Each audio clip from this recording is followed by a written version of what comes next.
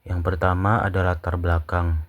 Sistem manajemen informasi K3 hadir sebagai sarana untuk membantu perusahaan dalam mengumpulkan, mengelola, menganalisis, menyajikan, dan mengevaluasi data terkait keselamatan dan kesehatan kerja. Data tersebut dapat berupa laporan kecelakaan kerja, hasil inspeksi, penggunaan alat pelindung diri, hingga kondisi lingkungan kerja. Dengan adanya sistem informasi yang baik, perusahaan dapat mengetahui tingkat risiko kerja, menemukan penyebab kecelakaan, serta menentukan tindakan pencegahan yang tepat.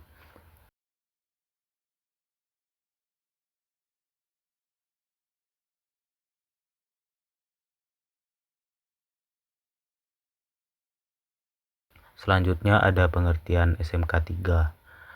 Menurut PP nomor 50 tahun 2012, SMK 3 merupakan kepanjangan dari Sistem Manajemen Keselamatan dan Kesehatan Kerja.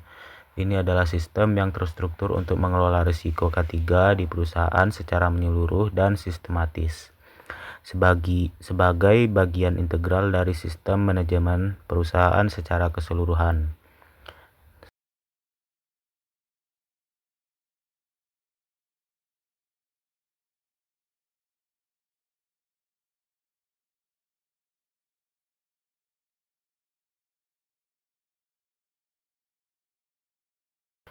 Selanjutnya ada pengertian sistem manajemen informasi K3. Sistem manajemen informasi K3 adalah sistem yang digunakan untuk mengumpulkan data, keselamatan dan kesehatan kerja, mengelola data, menganalisis risiko dan kejadian, menyajikan informasi, serta mengevaluasi kinerja K3 dalam perusahaan. Sistem informasi K3 dibuat untuk membantu perusahaan dalam mengelola data dan keselamatan kesehatan kerja secara lebih teratur.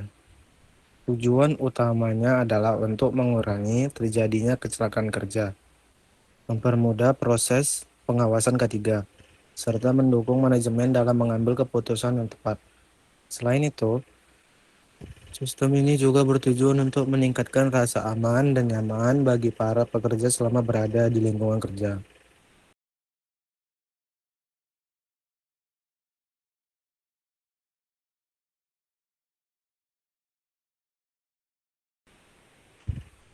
Ada fungsi sistem informasi K3.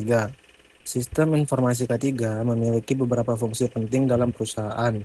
Sistem ini digunakan untuk mengumpulkan data kecelakaan kerja, memantau kondisi lingkungan kerja, mendokumentasikan hasil inspeksi K3, serta melaporkan insiden dan near-miss yang terjadi di lapangan. Selain itu, sistem ini juga membantu perusahaan dalam mengevaluasi program K3 yang telah dijalankan dan menjadi dasar bagi manajemen dalam menentukan langkah perbaikan yang diperlukan. Selanjutnya ada pengumpulan data K3. Pengumpulan data K3 adalah proses memperoleh informasi yang berkaitan dengan kondisi, keselamatan, dan kesehatan kerja di tempat kerja. Data ini dapat berasal dari berbagai sumber, seperti laporan kecelakaan kerja, hasil inspeksi K3, data absensi sakit, hasil pengukuran lingkungan kerja, observasi langsung di lapangan, serta wawancara dengan pekerja. Metode pengumpulan data juga dapat dilakukan melalui formulir manual, aplikasi digital, CCTV, sensor, maupun checklist inspeksi. Dengan pengumpulan data yang baik, perusahaan akan lebih mudah mengetahui kondisi nyata di lapangan.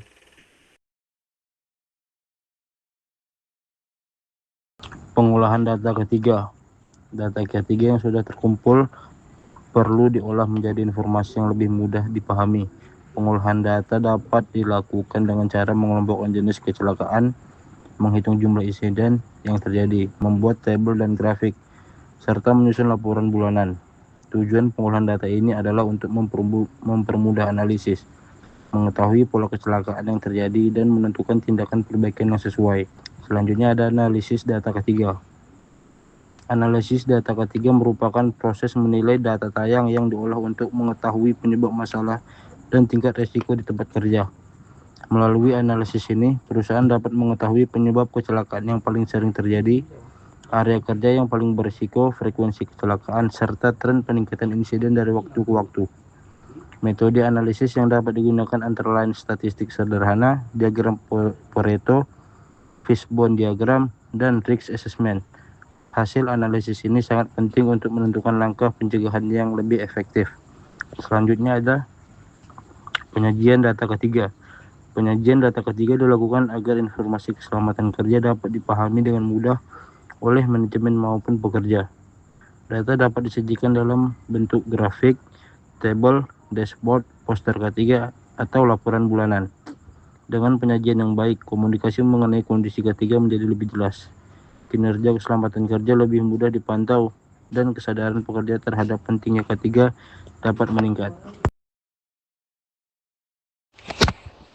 Baik, selanjutnya ada evaluasi data K3.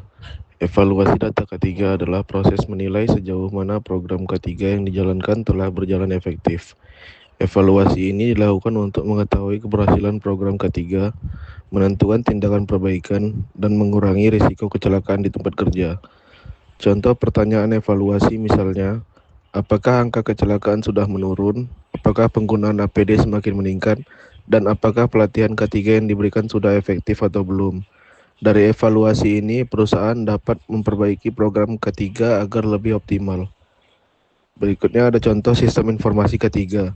Dalam praktiknya, perusahaan dapat menggunakan aplikasi digital sebagai sistem informasi K3.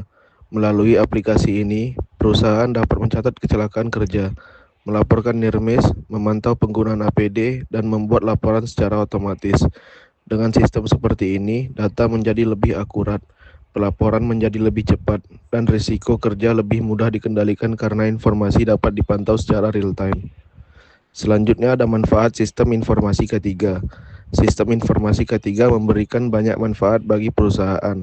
Di antaranya adalah mengurangi kecelakaan kerja, mempercepat proses pelaporan insiden, membantu manajemen dalam pengambilan keputusan, meningkatkan efisiensi kerja, serta mendukung terciptanya budaya keselamatan di lingkungan kerja. Sistem ini juga membantu perusahaan menjadi lebih siap dalam menghadapi potensi bahaya. Selanjutnya ada kesimpulan. Sistem informasi K3 sangat penting dalam pengelolaan keselamatan dan kesehatan kerja di perusahaan. Sistem ini berperan dalam pengumpulan data, pengawasan risiko, evaluasi program, serta peningkatan kinerja K3 secara keseluruhan. Dengan adanya sistem informasi yang baik, perusahaan dapat menciptakan lingkungan kerja yang lebih aman, sehat, dan produktif bagi seluruh pekerja.